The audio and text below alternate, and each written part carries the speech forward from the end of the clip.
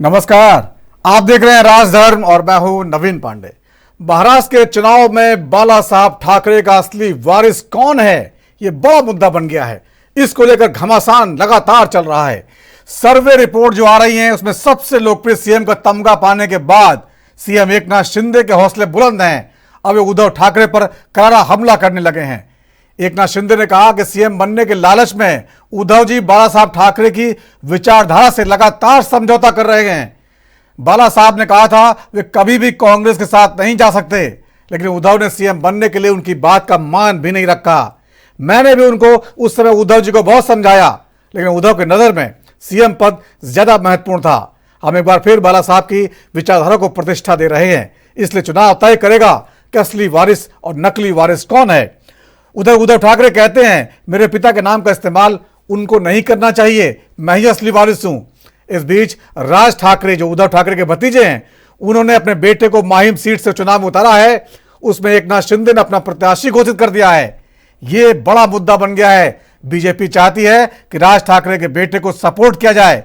इसको लेकर भी महायुति में घमासान मचा हुआ है। इन्हीं सब मुद्दों पर चर्चा करेंगे। उससे पहले देख लेते हैं क्या कुछ कहा गया है।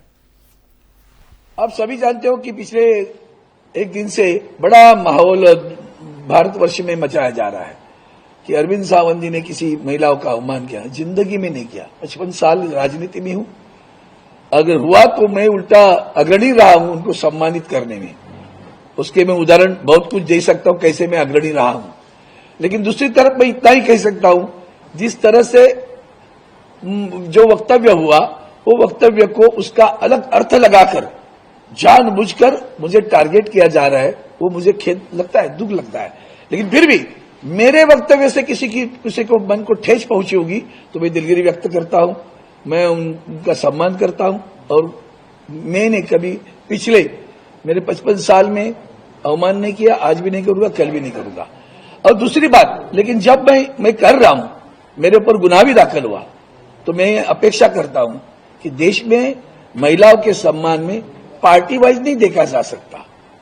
अगर है तो शूर्पणखा किसने कहा था महिला को, जर्सी गाय किसने कहा था महिला को, रेवन्ना रेड्डी जैसे उधर जो कुछ हुआ उसके बाद में प्रचार में जाकर जिसने सम्मानित किया, तो क्या वो सारे महिलाओं के सम्मान थे? मणिपुर में जो हुआ उसमें महिलाओं का सम्मान हुआ क्या देश में?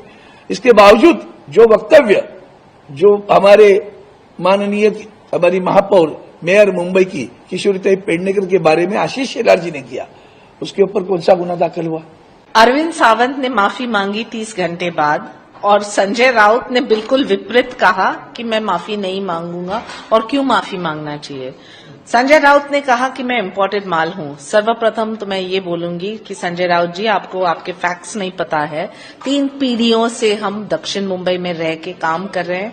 मैंने इसका फोटोग्राफिक एविडेंस भी बताया है। मेरी ननिहाल है मदनपुरा नागपाड़ा में, जहां से मुंबा देवी क्षेत्र में मैं लड़ रही हूं। और कहीं न कहीं उबाटा सेना को क्लियर करना चाहिए कि उनका ऑफिशियल स्टैंड क्या है, माफी या नहीं माफी। और जो अरविंद सावंत माफी मांग रहे हैं तो मुंबा देवी के हर एक महिला को माफी मांगे, वो ही बेहतर होगा। कोई अपमान नहीं हुआ है। अरविंद सावंत जी हमारे एक बहुत ही बुजुर्ग हमारे साथी और नेता है, सांसद है। क्या कहा अरविंद जी ने? अरविंद जी ने इतना ही कहा है, ये जो कि भाजपा की महिला उम्मीदवार है वो इस क्षेत्र में मुंबा देवी में बाहर से आई है, इंपोर्टेड माल है। अगर इंपोर्टेड माल है बाहर का, तो उसमें महिला का अपमान कहां होगा? आप सोनिया गांधी जी के बारे में क्या कहा था, प्रियंका जी के बारे में क्या कहा है आपने? हाँ, आप एक बार इतिहास खंगाल लीजिए 10-15 साल का, आपको पता चलेगा। ये राजनीतिक इवेंट्स करते हैं लोग। बाहर का माल है तो बाहर का माल है ना, इंपोर्टेड है। बाहर से अगर कोई व्यक्ति चुनाव लड़ती है तो उसको लोग कहते हैं बाहर से आई व्यक्ति है, यहाँ की नहीं है, स्थानिक नहीं है, भूमिपुत्र नहीं है, ये भूमि कन्या नहीं है। इतना ही तो कहा है, तो उसका इतना इशू करने की जरूरत नहीं है भाई। जो गलत बात है वो गलत ही है, उसका समर्थन हम बिल्कुल करने वाले नहीं है। मेरे पार्टी के कुछ लोग ने भी या कार्यकर्ताओं ने या लीडर ने भी गलत बात की तो मैं उसको गलत ही समझूंगा और उसको उसके बारे में नोटिस भी निकालूंगा कि ये तूने ऐसा स्टेटमेंट निकालने की क्या जरूरत थी। भूमिका पहले से वही थी, वही है। हमारा तो कैंडिडेट भी खड़ा है उधर। तो आप लोगों की क्लियर है स्टैंड? क्लियर पहले जो था वो आज भी है, क्योंकि हम बाला साहब ठाकरे जी के विचारधारा वाले हैं, आनंद दिघे जी के विचारधारा वाले हम हमारा स्टैंड नहीं बदलते। तो आपको लगता है अजीत पवार इसमें पीछे स्टेप ले लेंगे, क्योंकि उन्होंने खुद कहा है आज कि 4 तारीख को पिक्चर जो है वो क्लियर। ठीक है ना, 4 तारीख को देखते हैं। अजीत पवार हमारे साथी है, सहयोगी है, हम सहयोग से काम करते हैं एक दूसरे की मदद से। आज की सियासत में बहुत सारे मुद्दे एक साथ घुल मिल गए हैं। कोई इंपोर्टेड माल को मुद्दा बना रहा है, ये महिला का अपमान है। उद्धव ठाकरे की पार्टी के नेता अरविंद सावंत ने जो बयान दिया बीजेपी में रही चाइना एनसी के लिए, जो अब शिवसेना की के टिकट पर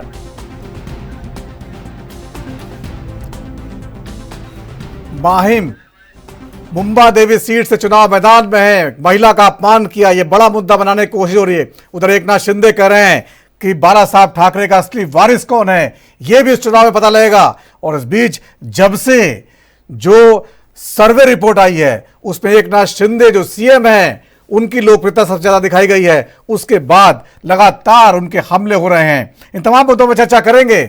हमारे साथ कुछ खास मेहमान हैं, उनके पास चलते हैं, बातचीत का सिलसिला शुरू करते हैं। तपोष पाल जी है, नेता बीजेपी के, बहुत बहुत स्वागत है तपोष जी। आशीष मिश्रा साहब है, प्रवक्ता कांग्रेस के, आशीष जी बहुत बहुत स्वागत है। पंडित अवधेश शुक्ला, प्रवक्ता शिवसेना उद्धव गुट के, हमारे साथ है, बहुत बहुत स्वागत है। डॉक्टर इंदुकांत दीक्षित साहब है, वरिष्ठ पत्रकार, बहुत बहुत स्वागत है। सबसे पहले आशीष मिश्रा साहब आपके पास आना चाहूंगा। जिस तरह से बाला साहब ठाकरे की विरासत को लेकर दोनों शिवसेना के दोनों गुट भिड़े हुए हैं, उसमें बार बार कांग्रेस का नाम आ रहा है। वो कहते हैं बाला साहब ने कहा था मर जाऊंगा कभी कांग्रेस पे नहीं जाऊंगा, और उद्धव ठाकरे सीएम बनने के लालच में कांग्रेस के पास चले गए, और अब आप लोग जो उनको सीएम का चेहरा भी घोषित नहीं कर रहे हैं, तो उद्धव ठाकरे के लिए तो दोहरी मुसीबत खड़ी कर दी है। क्या कहिएगा? देखिए नवीन जी, काफी आपको और आपके सभी दर्शकों को और पैनल में उपस्थित सभी लोगों को मेरा नमस्कार, हैप्पी दिवाली और हैप्पी न्यू ईयर। बहुत बहुत मुबारक आप। देखिए नवीन जी, भारतीय जनता पार्टी हमारे ऊपर कोई आरोप लगाए या हमें कोसे, मुझे नहीं लगता कि इसमें कोई दम है, क्योंकि भारतीय जनता पार्टी तो वो पार्टी है कि जिसने परिवार को तोड़ा, घर को तोड़ा, पार्टियों को तोड़ा।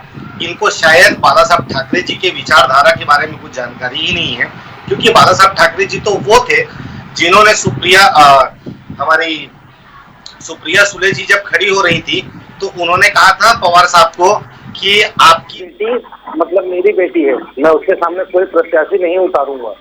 ये विचारधारा थी बाला साहब ठाकरे जी की। लेकिन हुआ क्या, उसके उलट भारतीय जनता पार्टी के शरण में जाकर अजीत पवार को उनकी पत्नी को ही, उनकी ही ननद भाभी के सामने लड़ा दिया इन लोगों ने। चाचा भतीजे को तो तोड़ा ही तोड़ा, पार्टी को तोड़ा ही तोड़ा। उन्होंने ननद भाभी घर के अंदर भी झगड़े अगली पीढ़ी के लिए भी उन्होंने कर दिया। ये है भारतीय जनता पार्टी की संस्कृति। और एक बार नहीं, 1966 में शिवसेना के जन्म के बाद से लेकर कई बार ऐसे मौके आए हैं, चाहे प्रतिभा पाटिल जी के चुनाव के दरमियान की बात रही हो, चाहे प्रणब मुखर्जी के उनके कैंडिडेट में सपोर्ट देने की रही हो। बाला साहब ठाकरे ने हमेशा, उन्होंने जिस प्रकार से उनका नाम था हिंदू सम्राट बाला साहब ठाकरे, उन्होंने अपनी विचारधारा को जीवित रखा और उन्होंने लोकतंत्र की खूबसूरती क्या हो सकती है उसके लिए उन्होंने काम किया था। ये भारतीय जनता पार्टी वाले बात नहीं समझेंगे और बार बार हमको देखते हैं कि हम सीएम का कैंडिडेट घोषित नहीं कर रहे। मैं आपके टीवी चैनल पे लिखित में बात देने के लिए तैयार हूं और आप इस बात को नोट कर लीजिए। एकनाथ शिंदे के पूरे करियर को इन्होंने नस्ता नाबूद करने का टीका उठा लिया है। और इन लोग क्या कहेंगे, कुछ दिन पहले अजीत पवार के ऊपर इन्हीं लोगों ने आरोप लगाया था। पेंशन घोटाला का आरोप लगाने वाला कोई और नहीं था, तो देवेंद्र फडणवीस जी थे। आज एक शब्द नहीं बोल पा रहे, आपने उनको मुख्यमंत्री बना के रखा गया है। तो सत्ता के लालची जो लोग हैं वो एकनाथ शिंदे और देवेंद्र फडणवीस है, न कि उद्धव बाला साहब ठाकरे साहब। उद्धव बाला साहब ठाकरे जिस प्रकार से मर्दों की तरह टाइट होके खड़े थे, आज भी उसी प्रकार से वो खड़े हैं। बार बार ये लोग इनको अपमानित करने का काम करते हैं कि फेसबुक लाइव से उन्होंने अपनी सरकार चलाई थी। तो मैं आपके माध्यम से कहना चाहता हूं, फेसबुक लाइव से चलाने के लिए और घर में कैद होने के लिए यदि किसी ने मजबूर किया था तो वो कोई और नहीं, प्रधानमंत्री नरेंद्र मोदी जी थे। जब उनको सूचित किया गया पहली बार कि जब केरला में हमारे यहाँ पे पहला कोविड का पेशेंट निकला था, आपकी क्या तैयारी है कोरोना से लड़ने की, ये लहर के तरह काम करेगी, आप बताइए। तो उन्होंने कहा नहीं, अभी तो हमको नमस्ते ट्रंप करना है। और आखिर में क्या किया उन्होंने, अपनी सिर्फ नमस्ते ट्रंप की जिद के चक्कर में अपने पीआर के लिए गंगा में उन्होंने लाशों से पाट दिया पूरे तो देश आशीष में। मिश्रा जी ठीक है, आपकी बात अगर मान लें तो आप फिर उनको सीएम का चेहरा क्यों नहीं घोषित कर रहे? अगर आप इतना अच्छा मानते हैं, इतना अच्छा काम किया था उन्होंने 2.5 साल में, तो सीएम का चेहरा घोषित कर दीजिए, ताकि मुकाबले में एकनाथ शिंदे सर्वे में सबसे आगे निकल गए हैं। अगर आपने चेहरा घोषित किया होता तो उद्धव ठाकरे बनाम एकनाथ शिंदे होता। अभी एकनाथ शिंदे जी उतना लोकप्रिय नहीं होते। मैं आपको बता रहा हूं कि एकनाथ शिंदे जैसे नादान व्यक्ति को इससे ज्यादा मैं क्या समझाऊं, मुझे नहीं लगता कि मुझे समझाने की जरूरत है। एकनाथ शिंदे के करियर को देवेंद्र फडणवीस ने बड़े चतुराई के साथ में समाप्त किया है। आप देख लीजिएगा, वही मुख्यमंत्री जिसके ऊपर शिवसेना विभाजित हुई थी, क्या कारण था उद्धव बालासाहब ठाकरे का बाहर निकलने का? यही कारण था ना कि अमित शाह ने बंद कमरे में मुझसे कुछ वादा किया है, वो अपनी बातों को रखे।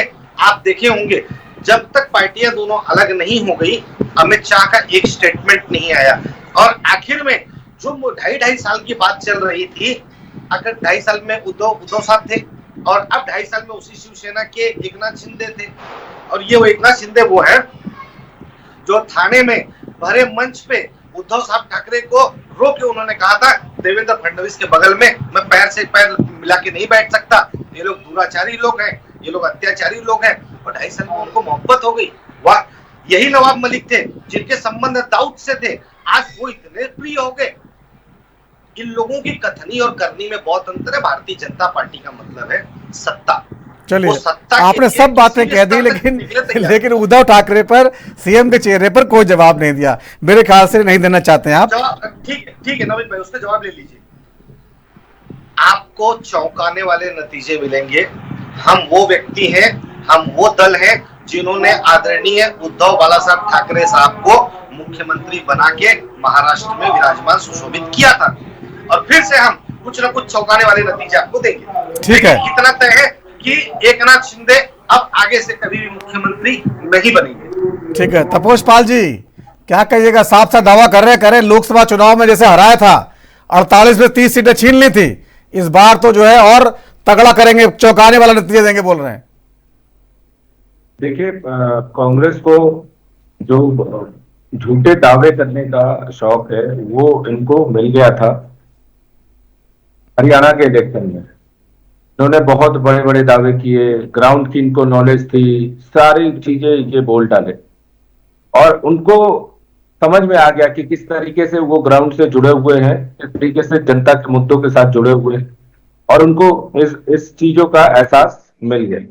अब मैं कुछ चीजें बता दूं, हमारे कांग्रेस के प्रवक्ता काफी कुछ बोल गए उसमें। देखिए, यूबीटी ग्रुप में अभी आपने देखा है कि अरविंद सावंत जी ने कितने भद्दे कमेंट किए हैं महिलाओं पे, तो ये इनका कैरेक्टरिस्टिक दिखाता है कि ये किस तरीके के लोग हैं, किस तरीके के राजनीति और किस तरीके की गंदगी करके शॉर्ट में जीतने की कोशिश करते हैं, वो है।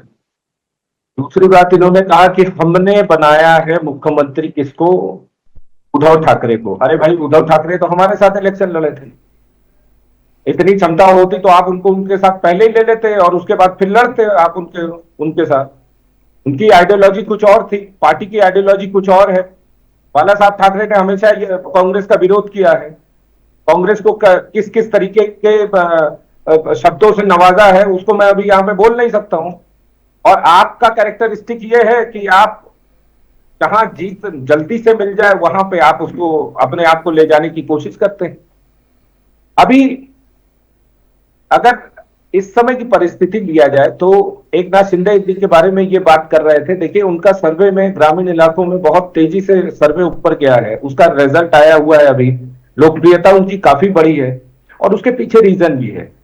अनंत दिघे जो जमीन से जुड़े हुए नेता थे, शिवसेना को बनाने में उनकी एक अहम भूमिका थी, वो गुरु हुआ करते थे एकनाथ शिंदे जी।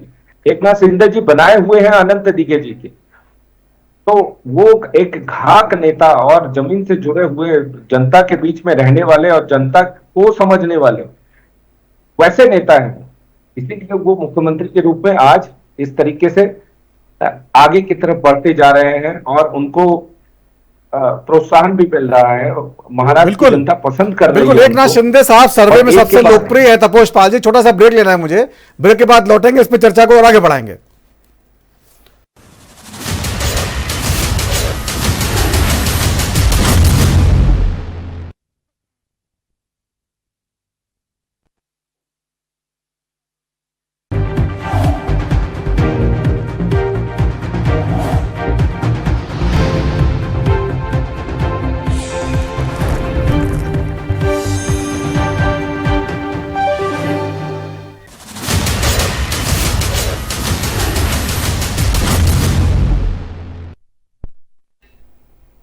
और ब्रेक के बाद राजधर्म में एक बार फिर आपका स्वागत है। आज बात कर रहे हैं महाराष्ट्र के चुनाव की, जहां लगातार नए नए मुद्दों का घमासान छिड़ा हुआ है। कोई महिलाओं का अपमान कर रहा है, उनको इंपोर्टेड माल बता रहा है, तो कोई बाला साहब ठाकरे की विरासत पर दावा ठोक रहा है। इस बीच जो है तमाम नए मुद्दे उभर कर आए, बागी बहुत सारे चुनाव मैदान में उतर चुके हैं। इन तमाम मुद्दों पर चर्चा कर रहे हैं, हमारे कुछ खास मेहमान हैं। एक बार फिर चलते हैं उनके पास। तपोष पाल जी नेता बीजेपी के, आशीष मिश्रा साहब है प्रवक्ता कांग्रेस के, डॉक्टर इंदुकांत दीक्षित साहब है वरिष्ठ पत्रकार।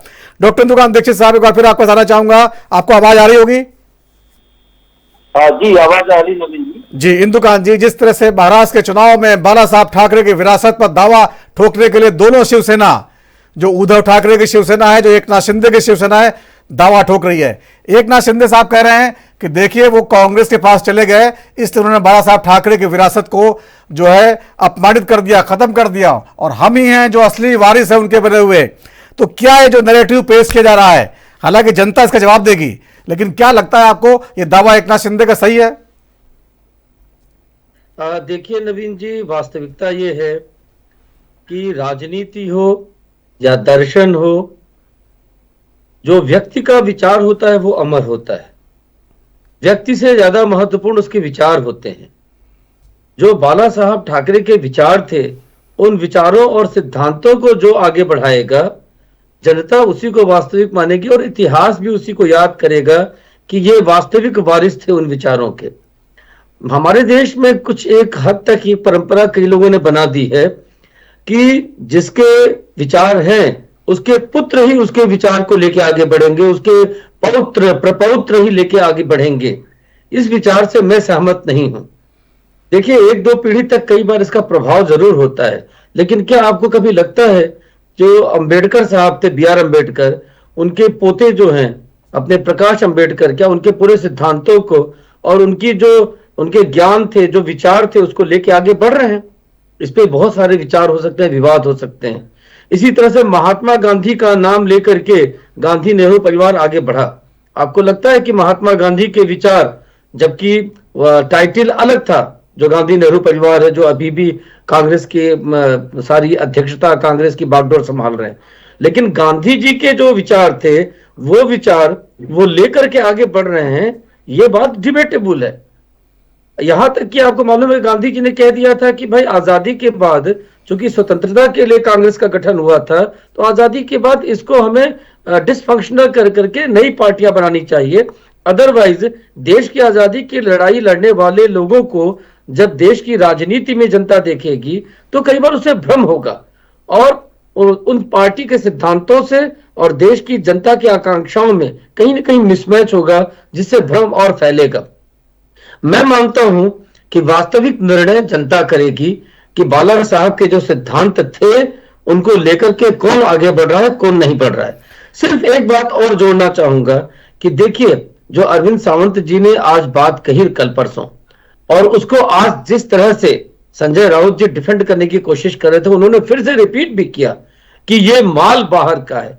आप सोचिए कितनी शर्म की बात है कि महाराष्ट्र में जो मराठी मानुष की जो संस्कृति है, उसको जिसको माना जाता है कि भारत की जो संस्कृति है उसको अक्षुण्ण रखने में, उसको आगे बढ़ाने में जिस तरह से शिवाजी महाराज और तमाम जो महाराष्ट्र के तमाम जो सामाजिक और राजनीतिक नेता थे, जो नेतृत्व था, उनके बातों के रहते हुए आपने देखा, जो अभी उदाहरण दे रहे थे कांग्रेस के हमारे नेता, कि किस तरह से बाला साहब तमाम सिनेमा के लोगों को भी बुलाकर अपना आशीर्वाद देते थे, उनका सम्मान करते थे, चाहे वो लता मंगेशकर जी हो, चाहे अमिताभ बच्चन उनका परिवार हो। लेकिन आज आप देखिए कि एक वरिष्ठ राजनेता को वो माल कह रहे हैं और उसको जस्टिफाई भी कर रहे हैं। क्या ये बाला साहब के सिद्धांतों की वास्तविक चर्चा है, उसकी रक्षा है? और तो और बाला साहब ने कहा था कि कांग्रेस के साथ अभी कभी हमें जाना पड़ेगा तो हम राजनीति छोड़ देंगे, पार्टी बंद कर देंगे, उसको डब्बे में बंद कर देंगे। क्या ये उनके सिद्धांतों की रक्षा थी? लेकिन इन चीजों को हम कहें, आप कहें, इसके बजाय जनता तय करेगी कि वास्तव में वो किसके साथ हैं। हाँ, जो विधानसभा चुनाव के पहले लोकसभा चुनाव की चर्चा पार्टियां करती हैं, उसमें निश्चित तौर पर उद्धव ठाकरे और उनके समर्थन से लड़ रही पार्टियों को एक सिंपैथी मिला, क्योंकि कहीं न कहीं उनकी पार्टी छिन्न भिन्न हो गई थी और वो बाला साहब का नाम लेकर लोगों के पास गए कि देखिए हमारे साथ अन्याय हुआ है। लेकिन मेरा अपना मानना है नवीन जी कि इन चुनावों में अब जनता, चूंकि उन्होंने उद्धव ठाकरे जी की सरकार का भी 2 से 2.5 साल का कामकाज देखा है उसको, और एकनाथ शिंदे जी के कामकाज, और ये दोनों लोग बाला साहब के सिद्धांतों को कितना अपने जीवन में अपनाया है उन्होंने और कितना उन सिद्धांतों को और विचारों को आगे बढ़ा रहे हैं, ये देख कर ही जनता वोट करेगी। और जनता सब जानती है, पब्लिक सब जानती है, वो तय कर देगी कि विधानसभा चुनाव में वास्तविक शिवसेना और बाला साहब के सिद्धांतों के फॉलोअर किसको वो मानती है, वो सबके सामने वो अपने वोटों के माध्यम से रख देगी। बिल्कुल बिल्कुल। आशीष मिश्रा जी, जो इंदुकांत दीक्षित साहब ने कहा उसको मैं थोड़ा सा और क्लेरिफाई करना चाहता हूं। जो इंपोर्टेड माल कहा गया है साइना एनसीजे को, जो बीजेपी से शिंदे गुट में चली गई हैं चुनाव लड़ने के लिए, ये जो है इसको लेकर साहब उन्होंने ये कहा कि मैं बाहरी हुई नहीं, मेरा ननिहाल है वहां पर जिससे मुंबा देवी सीट से मैं चुनाव लड़ रही हूं। तो ये कहने कोई मतलब नहीं था। और संजय राउत जी जो उस पर लगातार जो है आक्रामक हो गए, एक बार अरविंद सावंत जी ने माफी मांग ली, लेकिन संजय राउत नहीं मांग रहे। अभी इस समय आपके गठबंधन के साथी हैं, क्योंकि उनका कोई यहाँ प्रतिनिधि है नहीं, तो थोड़ा सा उनके बारे में बताइए कि क्या इस तरह की सोच से क्या आप कैसे भला कर पाएंगे महिलाओं का? तो इम्पोर्टेड माल जो शब्द का इस्तेमाल हुआ था, ठीक है, जिसके ऊपर विवाद छिड़ा, अगर ऐसा देखा जाए तो आपने देखा होगा प्रधानमंत्री नरेंद्र मोदी भी ऐसे ऐसे करके इशारा करते थे।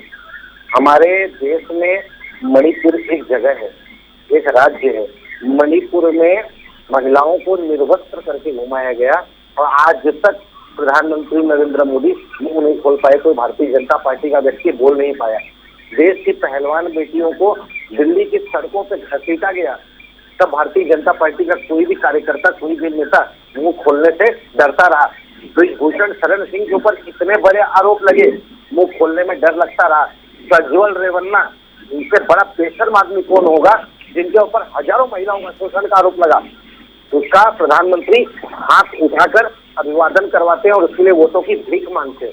शर्म आनी चाहिए भारतीय जनता पार्टी के लोगों को और एकनाथ शिंदे जैसे व्यक्तियों को जो एक दूसरे का साथ देते हैं। इनकी परिस्थिति ऐसी है, ये जब 50 करोड़ की गर्लफ्रेंड कह के किसी को संबोधित कहते हैं, बार वाली बाई कह के संबोधित करते हैं, 121 मुंह से ये अपेक्षा रखते हैं कि इनके साथ में अच्छाई के साथ। तो चलिए वहां पर कहा गया था, यहाँ पे कहना ठीक नहीं था ना, तो किसी की इम्पोर्टेड माल का मतलब होता है बाहर से आया हुआ। और यहाँ पे जब वो साइना जी ऐसा कह रही है ना, मैं साइना जी को देखिए मैं इतना ही कहूंगा, एक महिला का सम्मान किया जाना चाहिए निश्चित तौर पर। चलिए ठीक है, तपोज इस पर जवाब देंगे। ठीक है, आपने बात रख दी। किशोर वाघ भी, संजय राठौड़ जो उनके यहाँ मंत्री थे, एक बच्ची के साथ में बलात्कार करके उसका मर्डर भी हो जाता है। संजय राठौड़ को तब सरकार से निकाला गया था। यही भारतीय जनता पार्टी थी। ये मोर्चे ठीक है, जवाब ले लीजिए आशीष जी, जवाब ले लीजिए। आज क्या मजबूरी है, उसी संजय राठौड़ को मंत्री बना के रखा गया और गोद में बैठा के खिला रहे। ठीक है, तपोज जी संजय राठौड़ जी पर और जो साइना एनसी पे जो है थोड़ा बोल दीजिए, जवाब दे दीजिए। देखिए साइना एनसी पे इन्होंने जो कहा, साइना एनसी जी ने साफ साफ ये बताया है कि मैं खुद उनके लिए प्रचार कर रही थी जब वो हमारे साथ थे, हमारे भाई जैसे हैं। लेकिन इस तरीके के शब्दों का प्रयोग और रेफरेंस लेना ये दुर्भाग्यपूर्ण है। आप भी चुनाव लड़ रहे हैं, वो भी चुनाव लड़ रही है, एक आपके काउंटर पार्ट है तरीके का एक रिस्पॉन्स और जर्सी गाय 50 करोड़ की गर्लफ्रेंड, इसका मतलब क्या होता है? आपके पास अगर शिष्टाचार नहीं है तो आप डिबेट में क्यों आते हैं? आपको अगर ये मालूम नहीं है आप हमको कि किसका बोलना है क्या आपको नहीं बोलना है, आपका कॉन्फ्रेंस में तो बैठा नहीं है कि आप यहाँ पे जो है क्वेश्चन पूछ रहे हैं। आप कौन सा मीडिया से बता दीजिए। ब्रिजभूषण शरण सिंह के ऊपर मुंह न खोलूं, सामने वाले बदतमीजी कर रहे हैं, इनको मना करिए। आशीष जी जवाब तो ले लीजिए। आशीष जी जवाब ले लीजिए। वो बोल रहे थे तो मैं सुन रहा है या नहीं है? आशीष जी जवाब सुन लीजिए पहले। आशीष जी सुन लीजिए एक बार, बोले तपोज जी। हाँ, तो अभी देखिए ये एनसीपी शरद पवार गुट के साथ बैठे हुए हैं। एनसीपी क्यों टूटा था? एनसीपी टूटा था क्योंकि इनको सोनिया गांधी पसंद नहीं थी। आज की डेट में अजीत पवार क्यों निकला है वहां से? क्योंकि सुप्रिया सुले पसंद नहीं है। तो ये अपने कारण पीछे पड़ा था, उनको जेल में डालना था। इसके लिए 70,000 करोड़ पे वो बैठा के खिला रहे हो। कहाँ गए 70,000 करोड़ का आरोप? देवेंद्र फडणवीस ने आरोप लगाया था और खुद 4 दिन पहले प्रधानमंत्री आके आरोप लगाते और आप उनको साथ में लेकर उप मुख्यमंत्री बनाते हो। बताओ ना, नवाब मलिक राउत से हमारा जो है फीडर डाउन करते कि इन्हीं को बोलने दीजिए, 4 लोग इन्हीं को सुनते हैं। नहीं, आप मुद्दे पे बोलिए। आशीष जी सुन तो लीजिए। आशीष जी पे क्या हुआ? आशीष जी सुन लीजिए। क्यों दिया सीबीआई ने उनको क्लीन चिट क्यों दिया? मतलब भारतीय जनता पार्टी के साथ में शामिल हो जाओ, सब आरोप मुक्त हो जाए। वाह, धन्य हो गुरु। बोलिए तपोज जी, बोले। शिष्टाचार सिखाओगे? अरे कैसे बोले, ये बोलना बंद करे तब ना। नहीं, आप हकीकत जो मैंने प्रश्न पूछा उसके ऊपर जवाब दो। 50 करोड़ की मत करो यार, बोलने दो। आपकी बहन को फालतू बकवास क्यों जा रहा है? परिवार के किसी सदस्य अगर कोई कहेगा 50 करोड़ चलिए, सियासत में तमाम जो है ऐसी बातें होती हैं जिसको लेकर जवाब होते नहीं है नेताओं के पास, तो आपस में घुमाना शुरू कर देते हैं। बहुत बहुत धन्यवाद इस चर्चा में शामिल होने के लिए सभी मानों का। तो राजधर्म में जितना ही वक्त छोटे से ब्रेक का है, ब्रेक के बाद भी खबरों का सिलसिला जारी रहेगा। नमस्कार।